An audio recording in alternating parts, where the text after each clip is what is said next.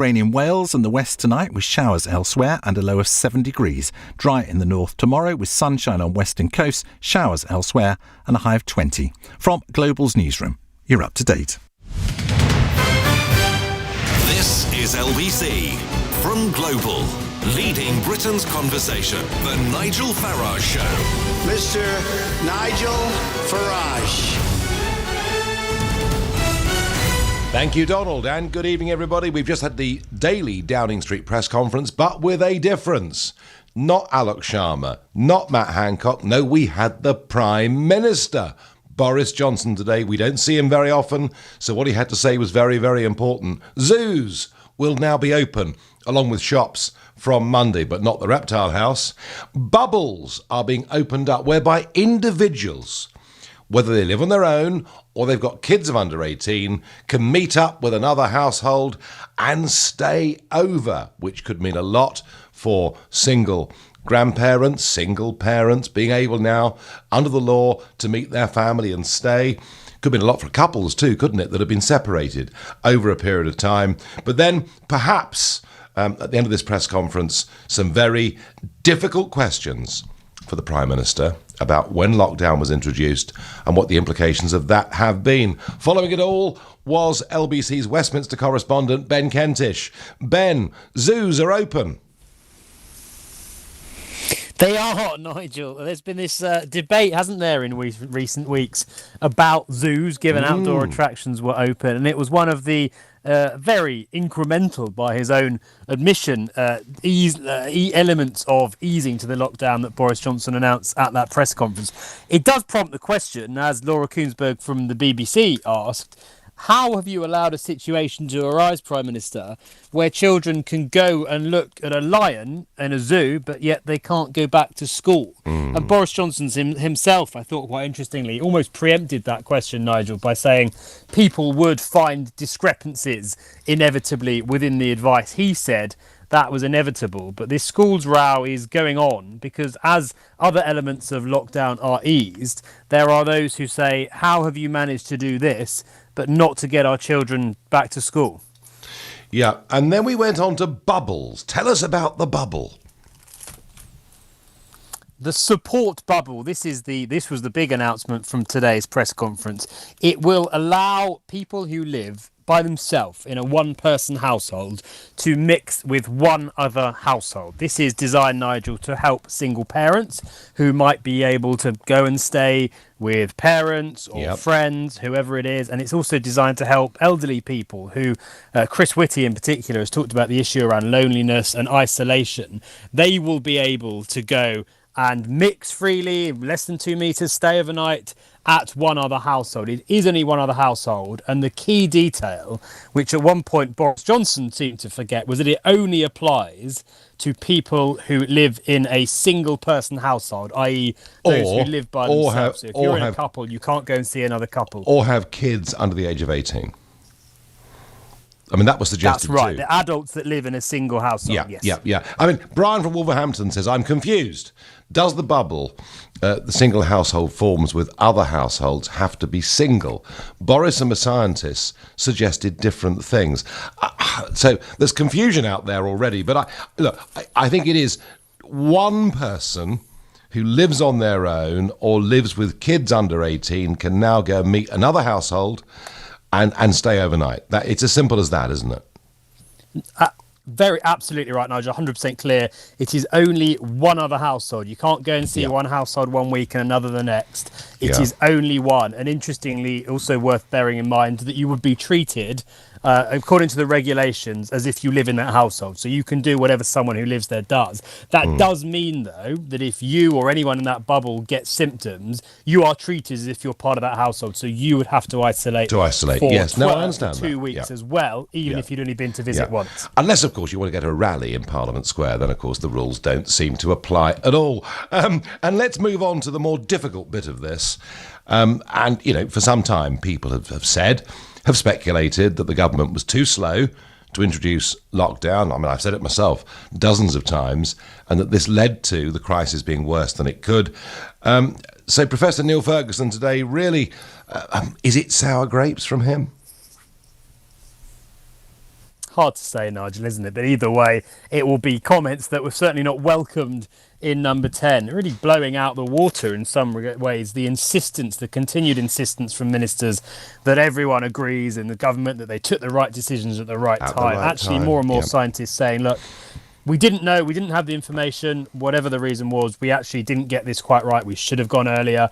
And wasn't it interesting? I thought it was perhaps the most interesting moment of that whole press briefing. Question from Beth Rigby at Sky. What to all three of the panellists, what do they most regret? Boris Johnson simply said, I defer that question to Sir Patrick and Chris Whitty. Professor Sir Patrick just said, well, we'll learn the lessons down the line. And then we go to Chris Whitty, who's just started his answer by saying, there's a long list of things that we need to look very carefully at in terms of what we got wrong. He said there were many examples and gave just one, the example of not having enough testing in place early on, but a very stark, very honest answer from Chris Whitty. And Nigel, the more that these scientific advisors, people like Neil Ferguson, John Edmonds, others, and even Chris Whitty today start to reflect on what they think went wrong, the more the pressure will grow on ministers to do the same. At the moment, no sign of them changing their line on that. They insist that they think they got the decisions right and the time for reflection is not now. But I think pressure is only going to grow the more that question is answered by scientists but dodged by ministers. Ben, I think you're right, and thank goodness for Chris Whitty and his honesty at all stages through this crisis. Ben, thank you. So you see, I listened to this. So, this is sort of the Prime Minister being very generous. So you're living on your own and you've not been able to see your grandkids. You're living on your own. You've not been able to meet your boyfriend or girlfriend for 2.5 months if you've obeyed the rules. But now you actually can go and do it. And what I was struck by was, the big medical criticism today is the government was too slow into lockdown. I think the government is hugely behind the curve on coming out of the lockdown. People already are meeting up with friends and family. They've been doing it for weeks. And whether Dominic Cummings encouraged them to do it, well, maybe a tiddly bit. But certainly after last weekend, if 40,000 people can meet in Parliament Square, why on earth can't we go and see our friends and relatives? And I think people are making their own decisions on this. People have decided they can't wait for government anymore. And I really wonder with these, and I've been saying it for a few days, but I really wonder with these 5 o'clock press conferences, even when Boris Johnson is in the chair, I really wonder, are we listening to the government anymore? Tell me what you think. 0345 6060 973. You can text to 84850. Tweet using the hashtag Farage and LBC at LBC. I think we've stopped listening. I think we're making our own minds up. Tony says, I stopped watching the briefings when lockdown ended 6 weeks ago. I live in Glasgow and I'm so disappointed we haven't got a Boris bubble. No, well, that's true. And the Prime Minister did make reference to the fact that Scotland, Wales and Northern Ireland will make their own decisions on this in their own time. But I think, whoever you are, what we have seen with this crisis, Nicola Sturgeon trying to pretend that she's making her own independent decision in Scotland, not going to follow Westminster, but does about 72 hours later. Let's get some opinion from our callers. Daniel is living in Addlestone in Surrey. Good evening. Good evening, Nigel. How are you? I'm all right. That's my thesis, Daniel. I think we've stopped listening to this stuff. I think they're behind the curve. I think we're making our own minds up, Daniel. I would say how the government have handled this and how they've neglected to mention certain things. And as you mentioned, with behind the curve, I mean, for me personally, being told at the start of this thing that don't worry, it only goes after elderly people. And then 4 months later, I'm told we've got a problem in elderly care homes. That's a bit odd. A lot of things is put on this Dominic Cummings business, him doing what he's done, checking his eyesight and that. But Labour MPs were doing things as well. And, that doesn't get mentioned. Yes, no, you're absolutely right. Of course that's the case. Look, the Cummings thing, I think it's because the chief medical officer in Scotland resigned, all right, when she was found to have broken lockdown by visiting a second home in Fife. Professor Neil Ferguson had a female visitor who stayed overnight at his house. That was breach of the rules. He resigned. And the argument was that Cummings had broken the rules and didn't resign. But, Daniel, I don't want to spend too much time on that. I mean, tell me something. Have you obeyed lockdown to the letter of the law, or have you changed your behaviour a bit in the last few weeks? I have. And there was a point when I could have, my sister was going to come up, but because of how things worked, it wouldn't have worked. I couldn't visit my mum and see my sister at the same time, because, my sister come up to visit my mum. So that was all a bit odd. And, yeah, I mean, one thing I would like to ask, though, is just to finish on, is with Beth Rigby asking that question about regrets. I wonder if she's got any regrets, or how she would have maybe asked some questions differently during this crisis. Well, I tell you what, Daniel, I think the media have done terribly at these briefings, not asked the searching questions and not put the government on the spot. But today, I have to say, she was pretty resolute in the way that she handled it and tried to come back with a second question. Daniel, thank you for the call. Stan says, I'm a one-person household. I don't have a partner, but I'm lucky enough to have a second home, which no one lives in. If I did have a partner who lived in my second home, I could go and stay overnight there in the bubble. But under the rules, I can't go there and stay on my own. Stan, I must not encourage you to break the rules that are given by the government. I really, really mustn't. So you can make your own mind up what I think of that situation. It's 6:15. Let's get the news headlines with Tim Humphrey. Boris Johnson has announced adults who live on their own and single-parent families in England will be able to form support bubbles from this weekend. The Chief Medical Officer for England says we're only midway through the coronavirus pandemic. A former scientific advisor to the government has claimed the number of coronavirus deaths could have been reduced by at least a half if lockdown had been brought in a week earlier. And the weather, heavy rain in Wales and the west tonight with showers elsewhere and a low of 7 degrees. LBC Travel, I'm Dave Goff. There are queues on the M25 anti-clockwise after an accident earlier on between junction 26 for Waltham Abbey and junction 25 for Enfield, but all the lanes are open now. It's also slow on the M25 anti-clockwise at junction 30 for Lakeside because a car's broken down on the exit slip road. It's very slow in Esher. Lammas Lane stays closed in both directions between Esher Green and West End Lane. That's because of a fire in a building. There are queues on the A12 going out of town to the Redbridge roundabout after an accident earlier on. On the trains, London Overground have no service between Clapham Junction and Wandsworth Road because of a signal failure, and Chiltern Railway services are suspended southbound from Wembley Stadium to Marylebone. That's because a train has broken down. LBC. Landlords, is your property empty? Are you struggling to find tenants? Then speak to Fine Fair, London's rent guarantee company. Fine Fair will guarantee your rent for 1 to 5 years with no commission, no management fees, no voids. Join the thousands of landlords already guaranteeing their rent in London and surrounding areas. Visit finefair.com, because in uncertain times, nothing's guaranteed, except your rent. Paid on time, every time. Subject to acceptance, T's and C's apply. LBC. If you can build that flat-pack wardrobe without looking at the instructions, you've still got it. If you can manage 5 keepy uppies on your first go, you've without question still got it. If you can toss a pancake to the ceiling and not let it hit the floor, surely you've still got it.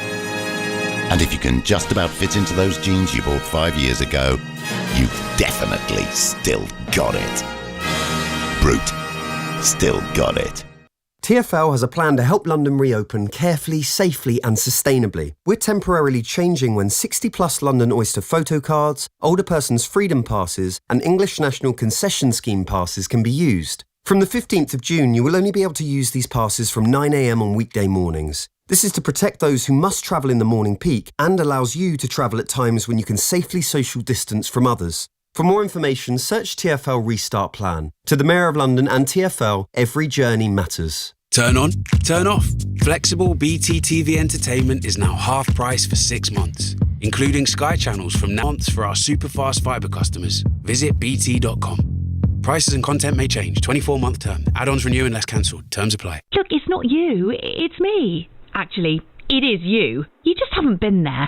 And I need more, especially right now. Have you tried turning it off and on again?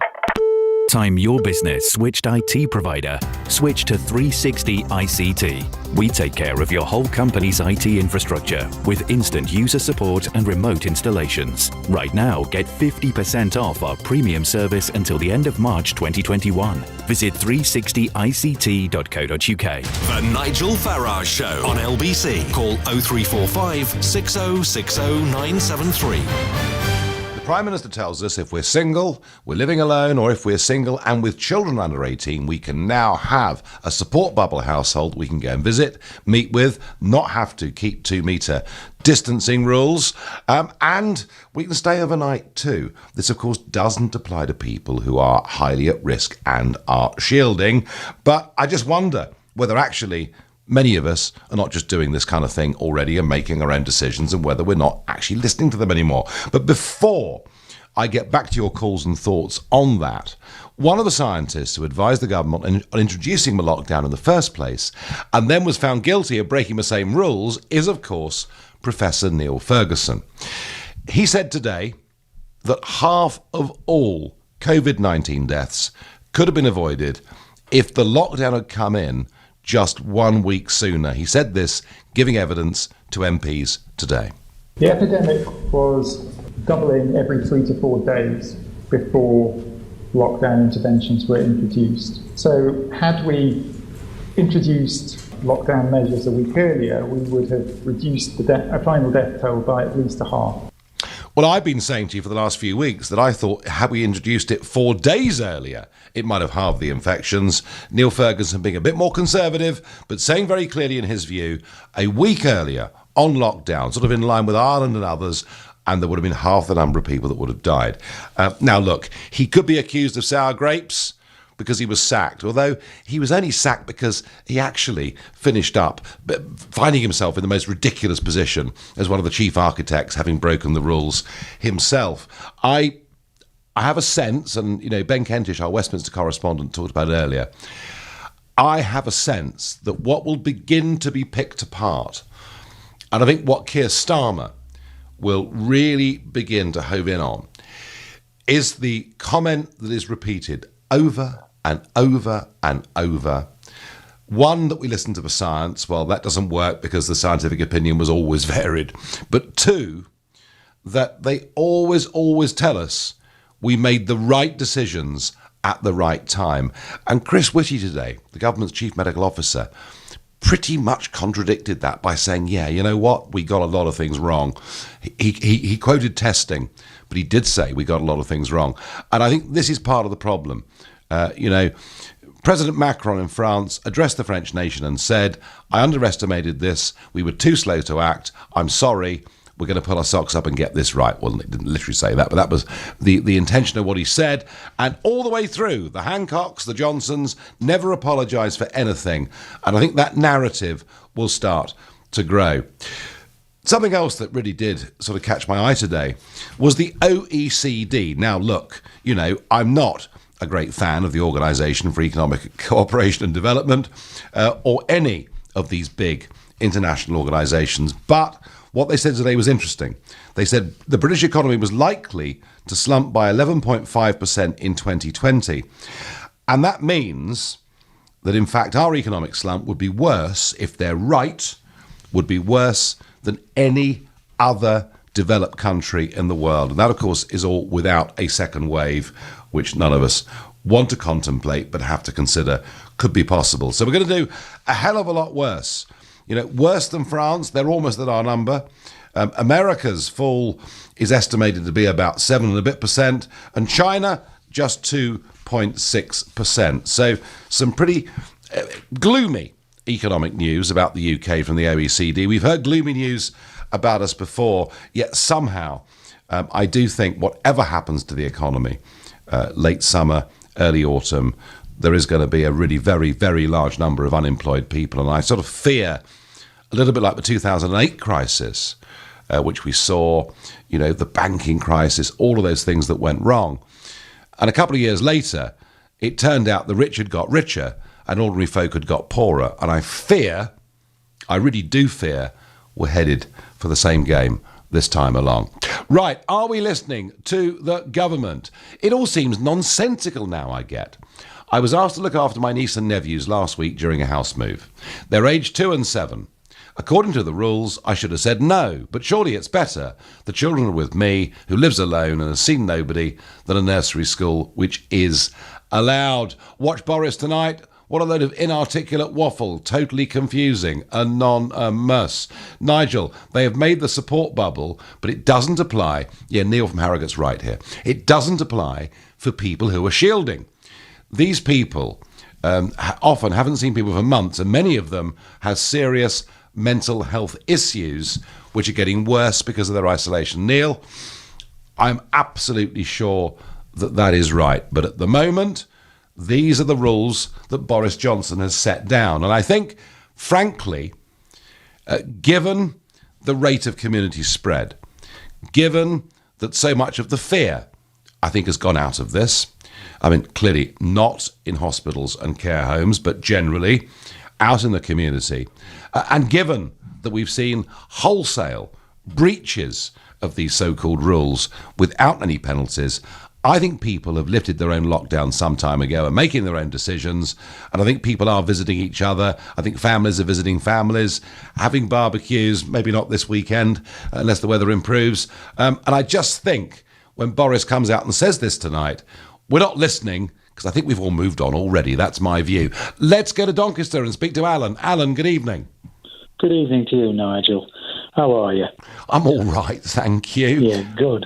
Nigel, I'm ringing in really because I was listening to the Prime Minister this evening when he was talking about the protection bubble. Yes. And my interpretation of what he said was that a single person living in one household A, can go and visit another single person in household B, or vice versa, and stay overnight. I didn't interpret it the way you and Ben have, in that single. I think you should revisit that because I'm a little bit concerned. You might be sending the wrong message, but again, of course, I might be wrong, but I don't think I am. All right, no, I mean, it could be, because this was talked about, Alan, as the sex ban, wasn't it? That people who, whatever relationship they were in, could not meet their partners. So you saw it as one person in one house. No, Alan, I have to tell you, my impression of it was that was not the case at all. My impression of it was the one person, or the person with kids under 18, could meet another household, not one meets one. But do you know what, Alan? I am fully prepared to accept I may be wrong, because almost nothing with this government's messaging is concise and clear or stands up to scrutiny, which gets me back to my question. Are you listening? So, you still are listening to what Boris has to say, yeah? I still am listening and I'm abiding by the rules, but it's obvious to me as I look out my window along the street that many are not. Now, I think, look, isn't the truth of it, most people gave up on this a couple of weeks ago, if not more. In some cases, Nigel, even beyond 3 or 4 weeks ago. Yeah. No, okay, Alan, you've made a very good point. I will try in the upcoming break to double and triple and quadruple check. I think I'm right. I will double check it. Let's go to Joe in Alfreton in Derbyshire, a new caller. Joe, good evening. Hi, are you all right? I'm well, Joe. I'm well. So, are you excited about these support bubbles? I am, and I'm a little bit confused about it because I've got my father-in-law that lives on his own, so I'm a little bit confused whether he's allowed to come into my household with me and my partner, or whether he's not. I'm completely confused about it, to be honest. Right. Okay. Let me just read out some government advice here, Joe, as we try and work our way through this. The change does not include those who are shielding, meaning guidelines for the clinically extremely vulnerable stay the same. So, government officials say bubbles would have allowed widowed grandparents to visit family members or have their grandchildren to stay. That's plural, all right? Alan, our previous caller, that's plural. It would also allow single parents to get childcare help from others and couples who live apart to meet indoors, leading some tabloid newspapers to declare the sex ban is over. So it really depends, doesn't it, Joe? Is your father-in-law, is he shielding? Is he at high risk? He is, yes. Well, the bad news, according to what the Prime Minister says you should do, is that you're still not supposed to meet him. But my question to you, Joe, is are you listening to what the government tells you anymore or making your own mind up? To a certain degree, I'm listening to what the government say, but I know, I work on a building site for a living, and the people on the building site I've noticed that are taking the 2 metre rule with a pinch of salt at the minute. Yeah. There's not many people that are abiding by that rule. But I think a hell of a lot of people are taking their own mind up as from this Dominic Cummings sort of thing, really. You think that was a sort of turning point, do you? I do, yeah. I think a lot of people looked at that as if to say, well, he can get away with it, so why can't we? I think that did begin something. I have to say it's a shame, but I think what happened in London at the weekend perhaps is even more significant than that. Thank you very much indeed for your call. Sorry to be the bearer of bad news. Tom says the briefings are a waste of time. Nobody is listening to this useless amateur government. Nigel, big fan of the show. I live in Wales. We're still in lockdown. Our First Minister is unwilling to loosen things and is allowing us to drive 5 miles only. Well, there you are. You've got devolved government in Wales, and that's the decision that the First Minister, Labour First Minister, has made. And it's up to you guys at elections to decide who should be in charge. But we are living in a devolved United Kingdom, and that isn't going to change, whether you like it or not. This is the Nigel Farage Show here on LBC. It is now 6:30. Time for the news with Tim Humphrey. Boris Johnson has announced people who live on their own or single parents with children under 18 in England will be able to form support bubbles from this weekend. That means they can link up with one other household without observing social distancing rules and would be able to stay overnight. A former scientific advisor to the government has claimed the number of coronavirus deaths could have been reduced by at least half if lockdown had been brought in a week earlier. Professor Neil Ferguson has told MPs ministers have taken the right decisions, but not necessarily at the right time. The brother of George Floyd has addressed politicians in Washington, telling them his death is changing the world. Giving evidence to Congress, Philonis Floyd says his sibling will be more than another name on a growing list of black Americans killed during interactions with police. And the weather, heavy rain in Wales and the west tonight with showers elsewhere and a low of 7 degrees. Nick Ferrari at breakfast. Weekday mornings from 7. Shops in England will be allowed to reopen on Monday. Business Minister and Conservative MP Nadim Zahawi. We opened car showrooms and outdoor markets, deliberately not opening all non-essential retailers on the high street, fashion and otherwise, will be able to open on the 15th. Today, we're announcing that zoos will also be able to open. Nick Ferrari at breakfast. Weekday mornings from 7. LBC. Parents, you know your child. You know the way they learn is different to others. And Interhigh School knows this too. For 15 years, Interhigh has specialised in providing a fully interactive, tailored online school, supporting your child to achieve their best results from primary school age through to A-level. To discover more about Interhigh School, register at interhigh.co.uk. If you have to drive, then it's more important than ever to watch your speed. As London starts to reopen, there are going to be more people on our streets. There'll be more people cycling, more people walking to work or to the shops. If you must drive, avoid the morning and evening peaks when the roads will be busier. We want the streets to be safe for everyone, all the time. So watch your speed. To the Mayor of London and TfL, every journey matters. Landlords, is your property empty? Are you struggling to find tenants? Then speak to Fine Fair, London's rent guarantee company. Fine Fair will guarantee your rent for 1 to 5 years with no commission, no management fees, no voids. Join the thousands of landlords already guaranteeing their rent in London and surrounding areas. Visit finefair.com because in uncertain times, nothing's guaranteed except your rent. Paid on time, every time. Subject to acceptance, T's and C's apply. Minions, did you know Sky Broadband Superfast guarantees your speed? No, Stuart, it doesn't guarantee you'll win the game. Or that your video will go viral. Or that you'll match with the love of your life. But Sky Broadband Superfast does guarantee the speed we promised or money back. So reliable, it's minion-proof. Sky, believe in better. Sky Fibre areas only. Speed measured to hub must drop below min download speed for 3 consecutive days. 1 month subscription refund. Claim up to twice in min term after first fortnight. See sky.com. This is LBC, the Nigel Farage Show. Call 0345 6060 973. Text 84850. Tweet at LBC using the hashtag Farage on LBC. Don't think Brexit's gone away, because it hasn't. Last week, an intense round of negotiations, all taking place by video conferencing, and Monsieur Barnier, who has insisted from the very start of this, going all the way back to 2016, he's always insisted there should be no cherry picking. He said it all the way through those years of negotiation.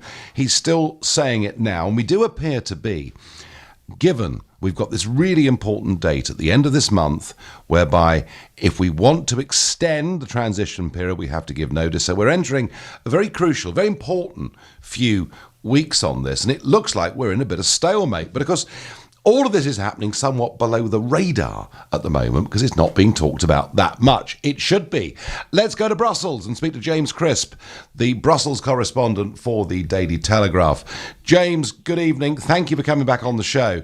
Is Monsieur Barnier taking a tough line, or is he beginning to rather lose his rag with us this time? Oh, I don't know, Nigel. I don't know if he's losing his rag. I just think that the fact we're having this cherry-picking conversation again just shows. But really, I mean, this time round, I don't think it's entirely justified. I mean, the British negotiating team, it's true that on some of the things they've been asking for, it goes further than what's normal in an EU trade deal. But frankly, you know, they wouldn't be doing their job if they didn't ask for a little bit extra. I mean, you have to ask for a little bit more. You know this. In all things in life, James. Yes, absolutely. Well, I mean, how can the EU honestly... I don't think there's anyone in Brussels who honestly believes that they'll get away with getting the status quo on fishing. But they asked for it because it's a negotiating position, and you somehow try and get to some kind of middle ground. So I think, look, cherry-picking, that accusation was fair in the past, but it's less so now. The fact that he's wheeled it back out again for another round, I don't know. Does it mean that they've run out of ideas, or more likely they saw how it worked last time round, so why not bring out the old playbook again?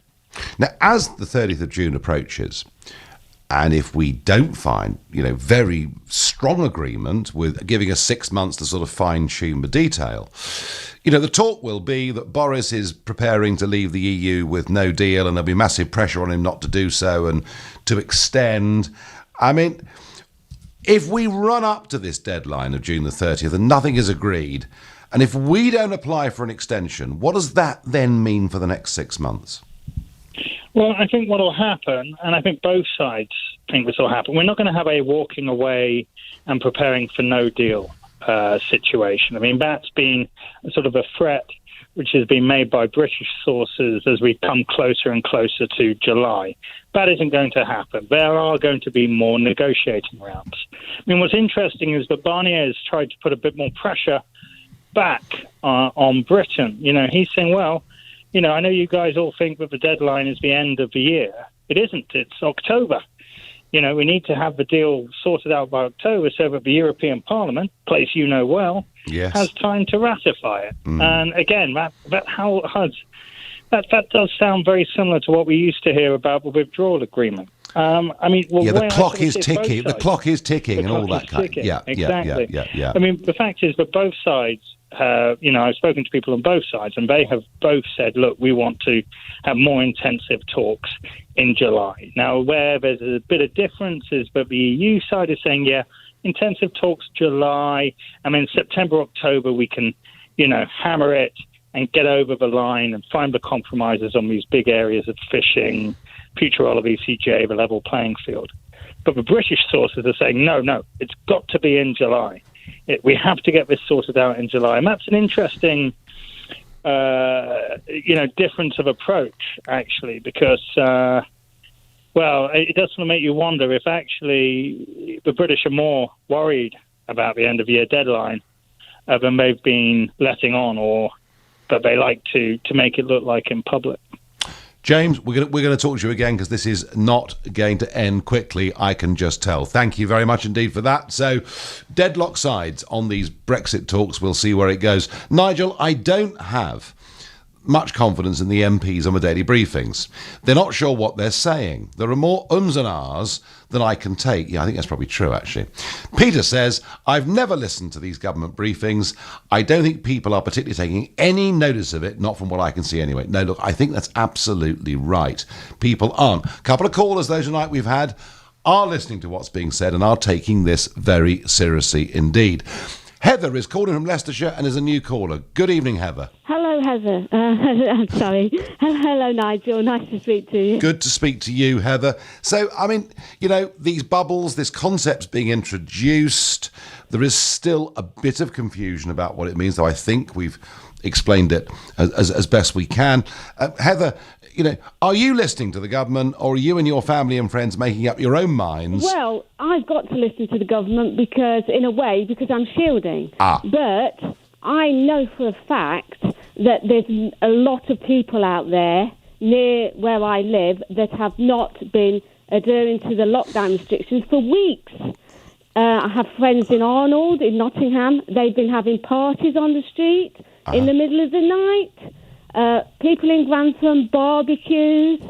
I've been told from friends on their street they've been having barbecues, inviting people, and it's been going on for weeks. Yes, it has. It has. Heather, it has.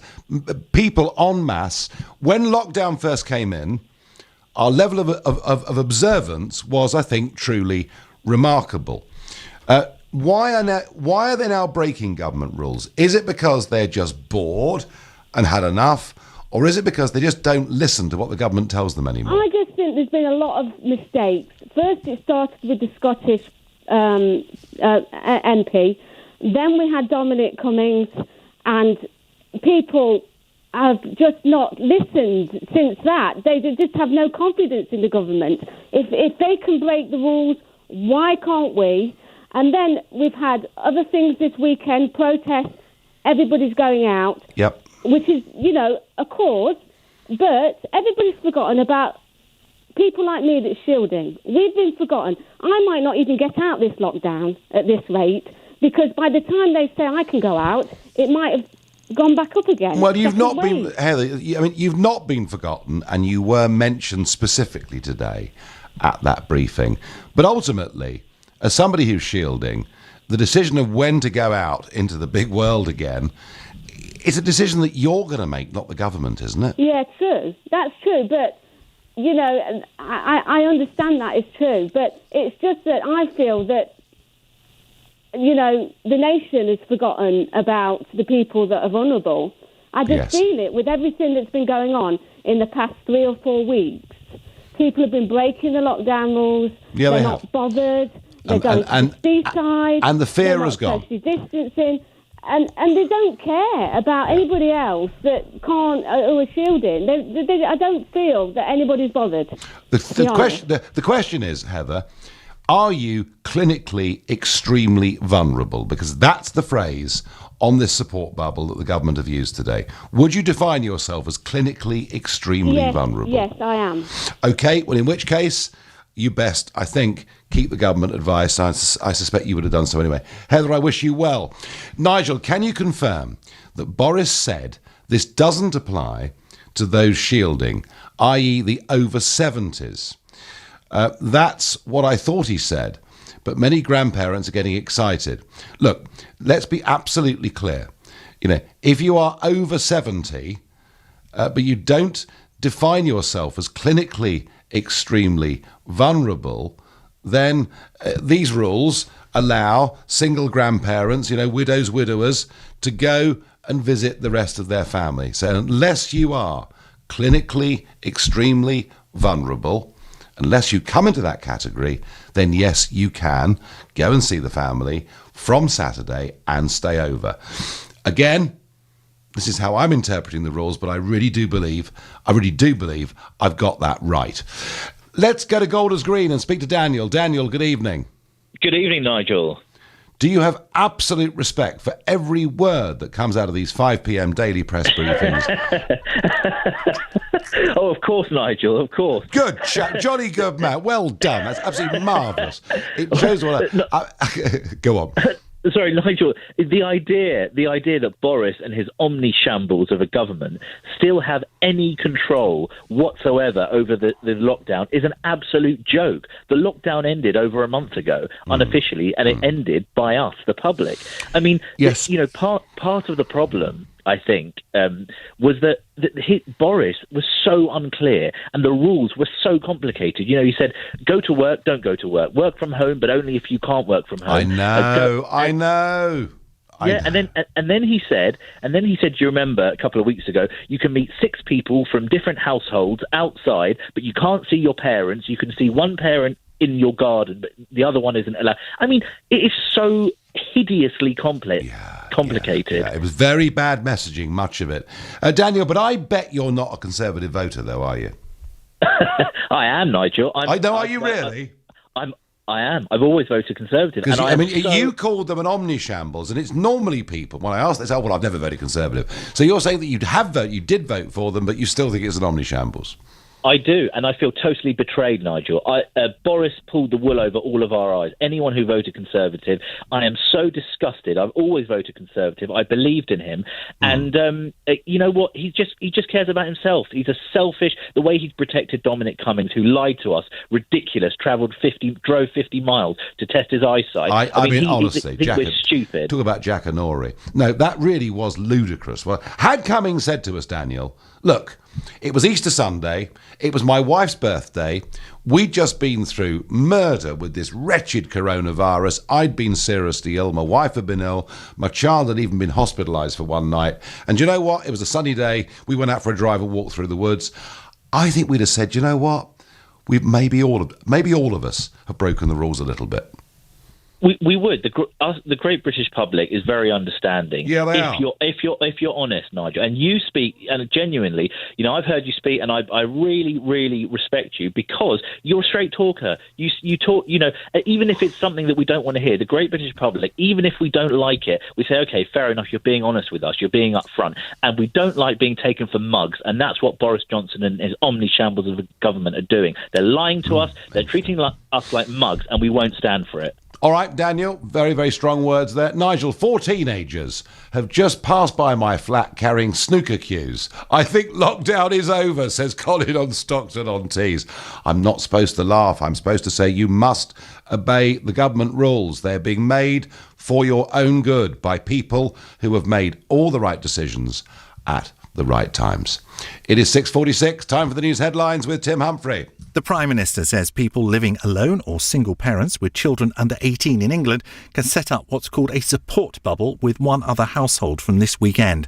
A former government advisor has claimed thousands of COVID-19 deaths in the UK could have been prevented if lockdown measures were imposed earlier.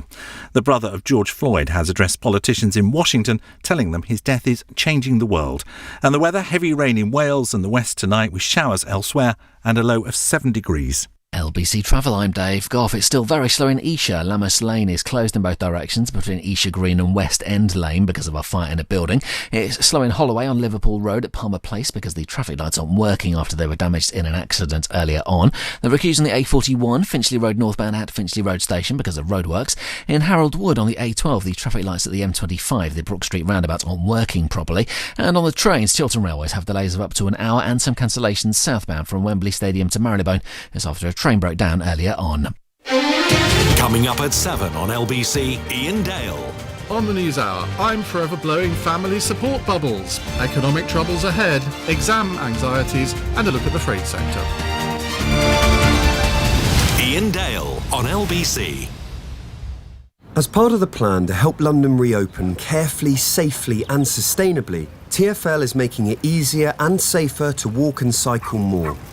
We're asking all Londoners to do this wherever possible, saving space on public transport for those who must use it.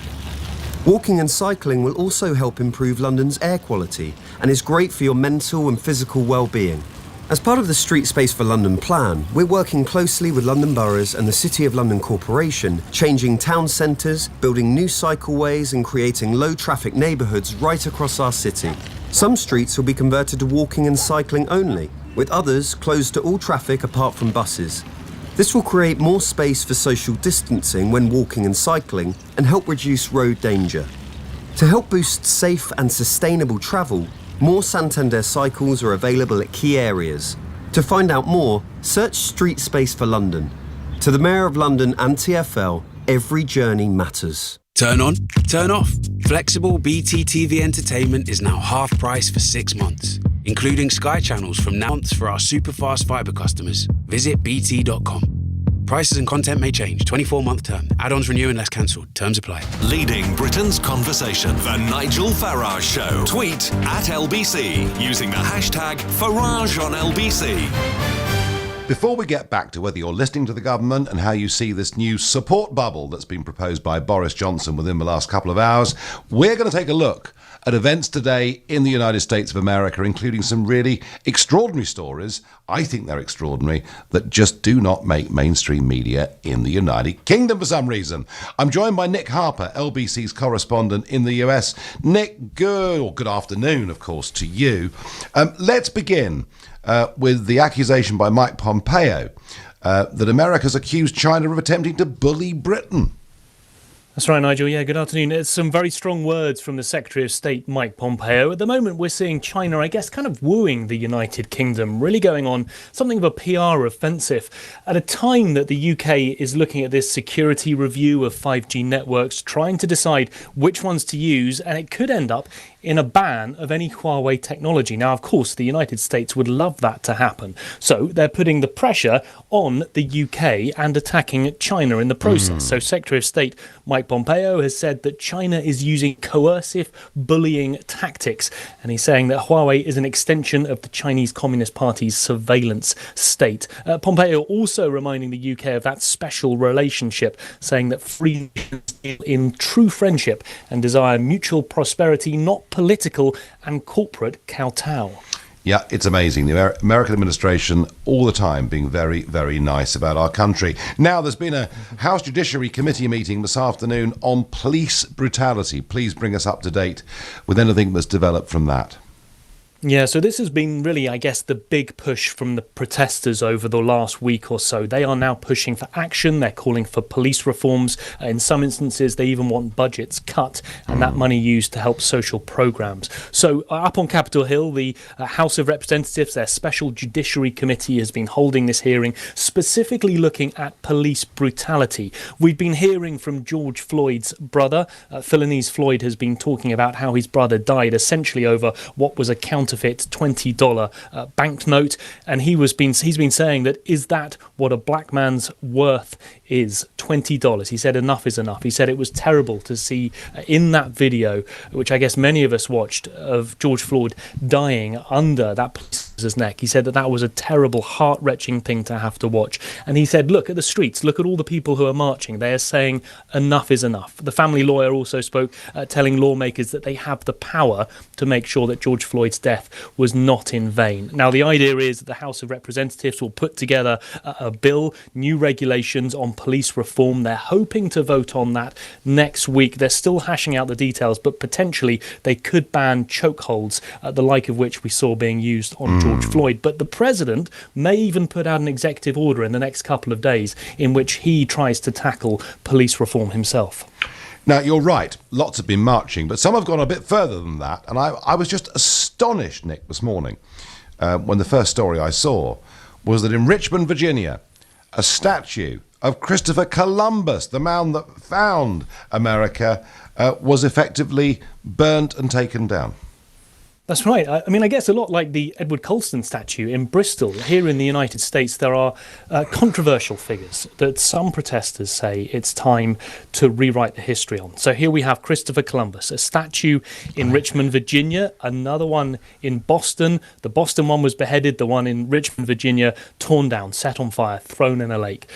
People here, because we have Columbus Day, it's one of the federal holidays, like a bank holiday, they're saying that needs to be renamed to, I guess, mark the fact that he was involved in the murder of indigenous populations by coming here to the US to begin that colonial rule. So they even want not just the statues removed, but Columbus Day renamed as well. Yeah, I mean, the difference, of course, is that Colston was a figure perhaps quite well known in Bristol, but not known in London. Columbus is a name that virtually every school child that's brought up in the Western world knows about. Has President Trump responded to this Columbus story? He hasn't on it yet, but it will be interesting to see what he does say, because statues have ignited a lot of controversy here in the US. I mean, not just Columbus, but generals who were involved in civil war movements and supporting slavery. Those statues are being removed as well. Now, talking to the president, I did hear him once say publicly that he thought Gone with the Wind was a great film. So it's obviously one of his favourites. And we now hear it's been temporarily removed from HBO. It has. I mean, this is all part of, I guess, companies re-examining their public image, looking at what they're involved in and how that sits with things that are happening at the moment. And that re-examining has come to HBO Max. They carried Gone with the Wind on their streaming service here in the US, that 1939 movie, hugely popular, by some estimates, the highest grossing of all time when you take inflation into consideration. However, they've removed it because of this problematic depiction of slavery, which back in 1939 was perhaps thought acceptable, but obviously not so today. So they're taking that down temporarily, and I guess we're likely to see other streaming services, I guess, review what they have within their vaults and whether they need to remove some of those as well. Nick, thanks for joining us, LBC's correspondent there in the USA. I mean, quite astonishing stories, but of course, we heard yesterday Little Britain no longer will be available on the BBC, on Netflix or anywhere else. This is cultural Marxism, and they will do their best to eradicate anything and everything they dislike. If you think in this country they'll end with statues that are linked to slavery, you've no idea what is coming unless somebody at the top of this country actually has the moral courage to stand up and say, this is ridiculous. Let's get back to the daily briefings. Let's get back to the new support bubble and whether you're listening to the government or whether they're just way behind the rest of us, because we're now making our own minds up as to what's safe and what's not. Keith is calling from Birmingham. Keith, good evening. Hello there. Hello, Nigel. I'm just briefly listening to you and also going to comment on the latest regulations. Is that correct? Yeah, please do. Well, I think it's, we're taking it with a pinch of salt now, all of this, aren't we? I think. Well, I think basically, so, yes. I think most people are sticking to the basics, not mixing in crowds as much and that, So bit by bit, it's coming down. I saw a program, interesting program a few weeks ago when all this was really raging. In 1918 in America, the Spanish flu. Mm-hmm. Yeah. And this program was made about 20 years ago, and they still had survivors who remembered it.